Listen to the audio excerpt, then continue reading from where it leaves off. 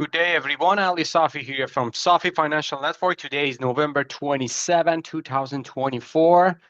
Market just sold off today, just the day prior US Thanksgiving. So tomorrow market will be closed, and on Friday we will have half session, and market will get back to the normal session starting next week.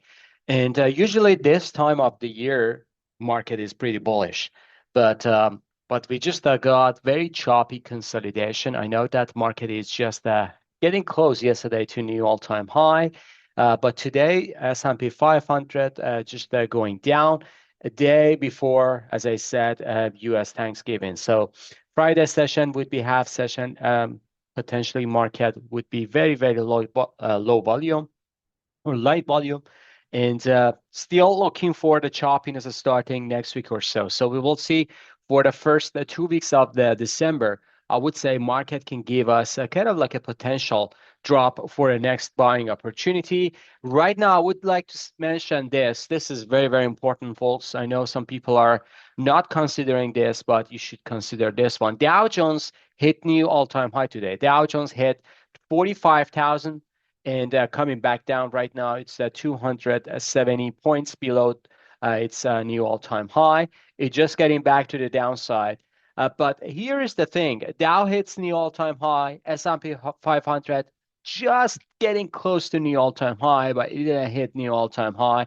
The concern is here, Nasdaq. This is not even close to double top here. So just getting back down after hitting 21,000.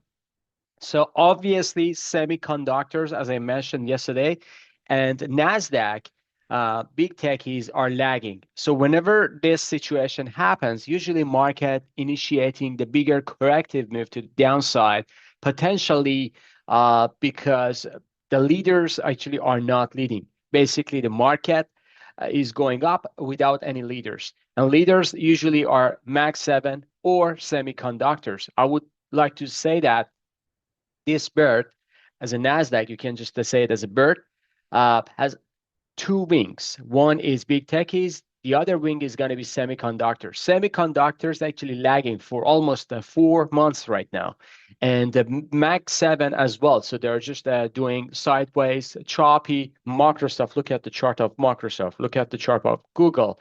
Look at the chart of Tesla. I know that we had fantastic rally, but it's far away from its all-time high. So Mag 7s are not talking to each other. I know some stocks like Netflix, Amazon, Meta, they're doing okay. Apple is fine, but the rest actually is not that okay. So if you just look at the entire market, bigger picture, the entire market is kind of like a diverging from each other. Moving on to S&P 500, we may see some kind of like a drop, potentially to 59,000 area. And 59,000, that's the SMA 20. And also, this is kind of like the previous pivot that we get. If it gets below the previous pivot, I would say the bigger correction is coming and we can get back to potential election rally, which is this pivot. And it's coming along with this consolidation, which I'm waiting for this. To be honest, I'm not waiting for a sharper decline. But if market gives us a better opportunity to here to 56,000, that would be a fantastic buying opportunity. And I will take that one as well. So we will see how it goes. Moving on to Nasdaq. Nasdaq, as I said, market just going down 181 points to the downside today. And Nasdaq 4 hours chart, this is my favorite chart, is now just hitting this top here. We just got into short position. And right now we are just slightly in the money, just a very, very low. But as I said, I'm just looking for some kind of like a pullback for this broken trend line. And then even we see the sharper decline, we can test this previous bottom. So it can go all the way down to 20,400, even 20,000. That's going to be the level that I'm looking for Nasdaq. So we will see how it goes. Moving on to Dow Industrial. So Dow, let me just open up the chart. Dow hits new all-time high, as I said. So it seems like this rally is over as banks are just going down and losing their momentum today. Energy, we will get to those ones as well. So they're in a corrective period. So Dow can get to 43,700, which is exactly this trend line. So still we can get a buy signal there, but I would say even this corrective move to here, that's not gonna be the end of the day. So we may see some kind of like a buy signal, but this 43,500 is gonna be almost 1,200 below the current level. So we may need to consider that. Moving on to gold, gold had like a rally to the upside today after yesterday, kind of like a bottom. And this is kind of like the scenario that I'm looking at. We are seeing a sharp drop on Monday session, and Tuesday, Wednesday, market just going up, a shallow corrective rally. This is forming a bearish consolidation for a next drop. Potentially next week, we may see a bigger sell-off in gold as well. So we may see this pivot is going to be tested again. So if it goes down or breakthrough, that's going to be the better scenario. We can get to 24 to 2,500. Not sure if we get there, but I would say this pattern is the bigger picture of this QM pattern, and it's forming nicely. Silver, 1% to the downside today. Silver is just leading to the downside. I'm just looking for 25 to 27, 25, $26 per ounce. That would be a monthly support. That would be a fantastic buying opportunity. I'm just looking for that one. Moving on to crude, which had a choppy day today as well. So 18 cents to the downside, $69, still holding up 65 to 70. So crude is very choppy, and breakthrough above 72, that would be kind of like the scenario that we are getting to 75 to 76. If it goes below this pivot, which is 65, then sharply we are getting to 61. And that is very, very important level because we may see some kind of like a bigger sell-off actually down the road for crude if we get to 65 and it can't hold above it. So we can get all the way down to $53 per barrel. Moving on to individual names, so starting with Bitcoin, let me just go all the way up to my Bitcoin chart here. So Bitcoin had a nice rally today. So it's just going up after just a shallow corrective move to 92,000. Bitcoin is getting back 5%, almost 4,000 to the upside, 96,200 right now. But I would say Bitcoin still can have like a choppy consolidation for a bigger picture. I would say if it goes here or here, that would be a fantastic buying opportunity. Still waiting for that one to add to my position. I already have it. So if it doesn't give me any chance, then I'm going to just sit with my current position and let it run. Ethereum, fantastic surge to the upside, 9%, getting into 3,600. So 3,600 is important level for Ethereum. You see that? This is the previous breakthrough. This is a trend line. We're getting to 3,600. We may see some kind of like a pullback or hiccups, but this pattern, bullish consolidation, nicely breakthrough today, and Ethereum just going all the way up to 3,600. Remember, we were talking about this, and I told you if we break through about 2,700, easily we can get to 36 to 3,700. There you go. We are here, and any pullback, I would say, could be kind of like a pause or buying opportunity. We need to see some kind of like a bigger consolidation and bigger picture in a weekly chart for breakthrough to the upside. I would say this weekly pattern is forming very nicely for a bigger picture to 4,700. So we will see how it goes. But Ethereum, obviously, I'm just looking for a new all-time high, and I'm sure it can happen. Well, when we are saying sure, nothing is going to be sure. But based on the pattern and based on my cycles, I'm just looking for new all-time high in 2025. Bond yield down today, so another 27 points to the downside. Treasury goes back up, a pop today, $93. Treasury is getting to this gap, and also $94, I would say, is going to be the level that I'm looking at for Treasury. So again, wait for that one because 94 is going to be a hiccup consolidation. Treasury already bottom, and we may see some kind of like a consolidation for a bigger picture to buy. And $96, even 103, that's going to be the level that I'm looking at for Treasury to getting to a higher high as well. Moving to VIX, VIX at just 0% today. Market just dropped, but VIX didn't change. That's interesting, right? So VIX still forming the bottom here. Dixie dollar index is down today, so pretty sharp sell-off.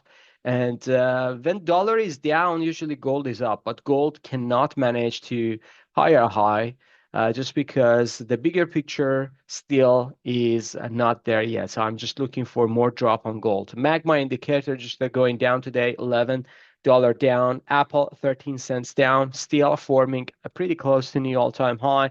Amazon of $2 down today after yesterday's surge to the upside. You see the momentum is not keep grinding higher. So after 2-3 days up, then we will see another sharp decline to the downside. Meta just a $4 down today, still didn't get to this trend line here around 600 area. So if Meta cannot manage it, this is going to be the bear flag. We can see another ABC down to this pivot, which is 500 area. That would be kind of like a good buying opportunity, I would say.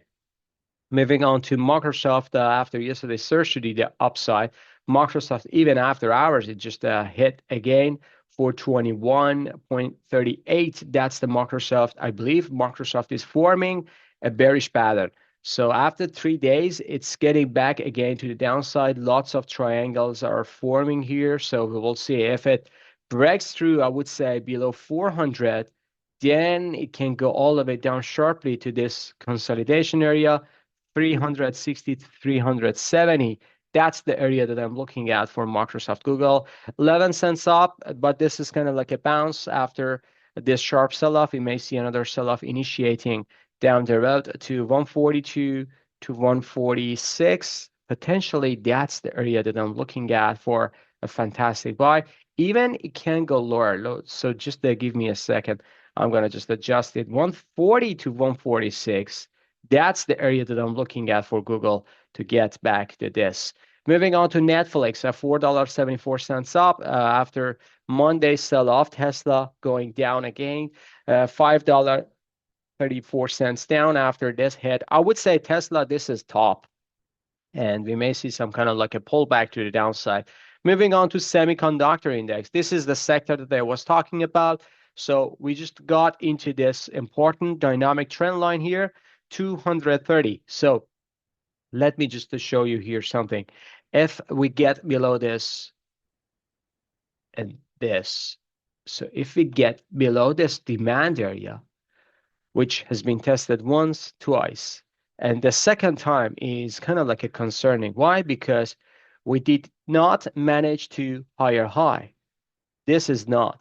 So we just get back again deeper to this demand area. This means this demand is tested twice, and now it doesn't have any impact on the price. It's just holding up potentially for a couple sessions, and then we may see another drop to here, to this important demand area here, which is 180 to 195. So this is my scenario for semiconductor. This means it's going to impact lots of semiconductor names. The same for Philadelphia Semiconductor Index. You see that the bigger picture is head and shoulder to the downside, and we may see some kind of like a aggressive sell-off to the downside. Taiwan Semiconductor, this is not finishing off the bull flag, so it seems like it's just getting down. Today, we just got a nice lower shadow here. But if we get another sell-off, so we may potentially going all the way down to 130 to 136. So that's the area that I'm looking at. Even let me just put this one down here to 125 to 135. So that's the area that I'm looking at. AMD, this one actually 1% down today. It was uglier, but the buyer just came back. Still a bigger picture. I'm kind of like a bullish, but we need to see some kind of like a sell-off to here, and I'm just waiting for that sell-off. Nvidia, after again almost 4% to the downside today, but getting back up nicely, still holding up this $130. So if Nvidia shows bounce, we may see another sell-off to potential $120. Texas Instrument, $1.76 down. Lam Research $1.12 down. This chart actually is getting tempting, but the entire industry is lagging. So that's why I'm kind of like a concern about this. We may see another drop to here to 60 to 64, which is going to be a fantastic buying opportunity. XLF, which is bank or financial spider, they just hit a new all-time high, coming back down again. So I know that new all-time high after each other, but momentum is kind of like a shifting to the downside, if you ask me. KBE 15 cents down today, KRE 22 cents down, JP Morgan 18 cents down, Goldman Sachs 7 cents down, and Bank of America 2 cents up today, and Wells Fargo 14 cents down. Moving on to the gold miners, after kind of like a choppy consolidation, it just finished at 16 cents up today, but sellers took control mid-session to the end. GDXJ 50 cents up. You see that sellers took control as well. AEM 56 cents down. Newmont 21 cents down. Franco-Nevada 39 cents up. Gold Barrick 1 cent up. And I would say you're kind of like getting close to the level that I'm looking at. So stay tuned for those ones. Be patient because we may see some kind of like a drop, and that drop could be a great buying opportunity. Moving on to the XLE, which is 1 cent down here. XLE still can go down here to 92. XOP, oil and gas exploration ETF, after rally, just sold off by sellers at 1 cent up. OIH 91 cents up, Exxon 31 cents down, and Chevron 42 cents down as well. So I would say Chevron just breakthrough, but cannot manage actually stay above this 164. So 164 is very, very important. It just touched it, coming back down. Still needs to work on this, but the bigger picture I would say is pretty bullish for these names. So stay tuned for those ones. All right, folks, have a fantastic evening. See you on the chart. Bye-bye.